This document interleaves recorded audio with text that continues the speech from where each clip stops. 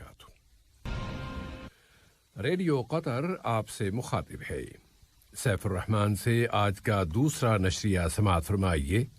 ابتدا میں پیش خدمت ہے اہم خبروں کا خلاصہ۔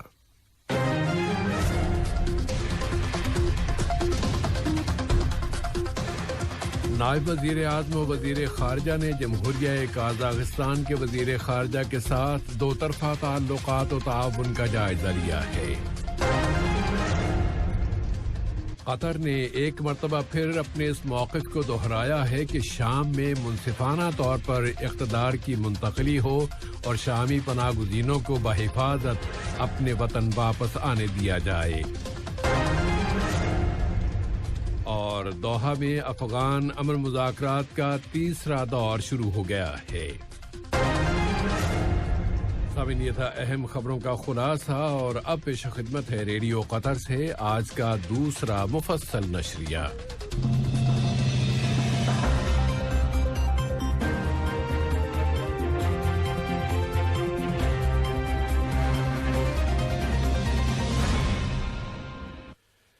بسم اللہ الرحمن الرحیم۔ صاحب سمو امیر شیخ تمیم بن حمد آل ثانی نے جمہوریہ پرتگال کے صدر مارسیلو ریبیلیو ڈی سوزا کے نام ان کے ملک کے قومی دن کے موقع پر مبارکباد کا برقی پیغام ارسال کیا۔ نائب امیر شیخ عبداللہ بن حمد آل ثانی نے بھی جمہوریہ پرتگال کے صدر کے نام ان کے ملک کے قومی دن کے موقع پر مبارکباد کا برقی پیغام ارسال کیا ہے۔ اسی طرح وزیر اعظم و وزیر داخلہ شیخ خالد بن خلیفہ بن عبدالعزیز آل ثانی نے جمہوریہ پرتگال کے وزیر اعظم جناب انتونیو کوسٹا کے نام اس موقع کی مناسبت سے مبارکباد کا برقی پیغام روانہ کیا ہے۔ نائب وزیر اعظم و وزیر خارجہ شیخ محمد بن عبد الرحمن آل ثانی سے آج نور سلطان میں جمہوریہ قازقستان کے وزیر خارجہ جناب مختار ٹھلیو بیڈی نے ملاقات کی، جس میں دونوں ملکوں کے باہمی تعلقات اور موجودہ علاقائی و بین الاقوامی حالات کا جائزہ لیا گیا۔ نائب وزیر اعظم و وزیر خارجہ نے قطر کی اس خواہش کا اظہار کیا ہے کہ وہ قازقستان کے ساتھ مختلف شعبوں میں تعاون کو مزید فروغ دینا چاہتا ہے۔ دونوں وزرائے خارجہ نے قطر ڈیولپمنٹ فنڈ اور قازقستان کے درمیان ایک مفاہمتی یادداشت پر دستخطوں کی تقریب میں بھی شرکت کی، جس کی روح سے الماتی کے علاقے میں ایک ویٹرنری ہاسپٹل کی تعمیر میں مدد کی جائے گی۔ نائب وزیر اعظم و وزیر خارجہ نے اپنے دورہ ازبکستان میں وہاں کے صدر شوکت میر دیاییو، اپنے ازبک ہم منصب اور نائب وزیر اعظم و وزیر سرمایہ کاری کے ساتھ بھی ملاقاتیں کیں، اور دونوں ملکوں کے درمیان فضائی سروسز کے ایک سمجھوتے پر دستخط کی تقریب میں بھی شرکت کی۔ وفاقی روس کے لیے قطر کے سفیر شیخ احمد بن ناصر آل ثانی نے کہا ہے کہ صاحب سمو امیر نے پیٹرسبرگ کے بین الاقوامی اقتصادی فورم کے موقع پر یہ ہدایات دی تھیں کہ قطر اور وفاقی روس کے درمیان پارٹنرشپ کی سطح مزید بلند کی جائے اور دونوں ملکوں کے درمیان منفرد تعلقات کو مزید فروغ دیا جائے۔ کویت کے وزیر خارجہ و وزیر مملکت برائے امور کابینہ شیخ ڈاکٹر احمد ناصر المحمد الصباح سے کویت میں قطر کے سفیر جناب بندر بن محمد العطیہ نے وہاں اپنی سفارتی ذمہ داریوں کے اختتام پر ملاقات کی ہے۔ کویتی وزیر خارجہ نے دونوں برادر ملکوں اور عوام کے درمیان قائم مضبوط برادرانہ تعلقات کے مزید فروغ کے لیے سفیر العطیہ کی کوششوں کی تعریف کی ہے۔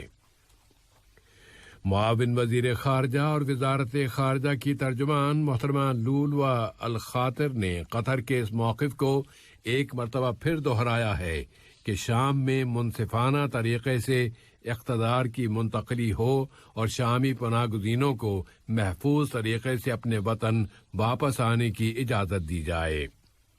روسی اخبار کومیر سیٹ میں شائع ہونے والے اپنے ایک انٹرویو میں انہوں نے کہا ہے کہ شامی انتظامیہ کے ساتھ تعلقات کی بحالی مشکل ہے۔ دہشت گردی کی روک تھام اور تنازعوں کے تصفیے کے لیے وزیر خارجہ کے خصوصی ایلچی ڈاکٹر مطلق بن ماجد القحطانی نے افغانستان کے لیے امریکہ کے ایلچی زلمائی خلیلزاد اور افغان طالبان تحریک کی مذاکراتی ٹیم کے سربراہ شیخ عبدالحکیم شیخ خدائیداد کے ساتھ الگ الگ ملاقات کی ہے۔ ان دونوں ملاقاتوں میں افغانستان میں امن کے عمل اور افغان فریقوں کے درمیان دوحہ میں ہونے والے مذاکرات پر بات چیت کی گئی۔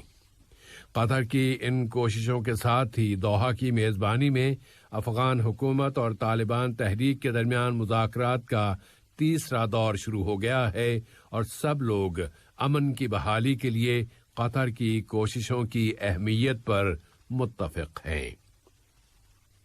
ملک میں صحت کی صورتحال سے متعلق وزارت صحت عامہ نے اعلان کیا ہے کہ ملک میں کورونا وائرس کے مزید 89 مصدقہ کیسز رجسٹر ہوئے ہیں اور مزید 178 متاثرین اب صحت یاب ہو گئے ہیں۔ اس طرح قطر میں اب تک اس وائرس سے شفا پانے والوں کی کل تعداد اب 2,16,301 ہو گئی ہے۔ ایک اور مریض بھی چل بسا ہے۔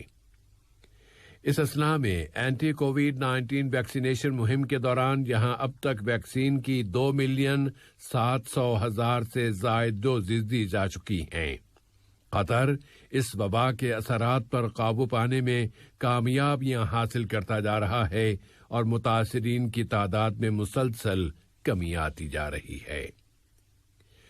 مملکت ملائیشیا کے لیے قطر کے سفیر جناب فہد بن محمد کافود نے عالمی اسلامی اقتصادی فورم کے زیر اہتمام کورونا کی عالمی وبا کے اثرات اور ان پر قابو پانے کے وسائل سے متعلق ایک مناقشے میں شرکت کی ہے۔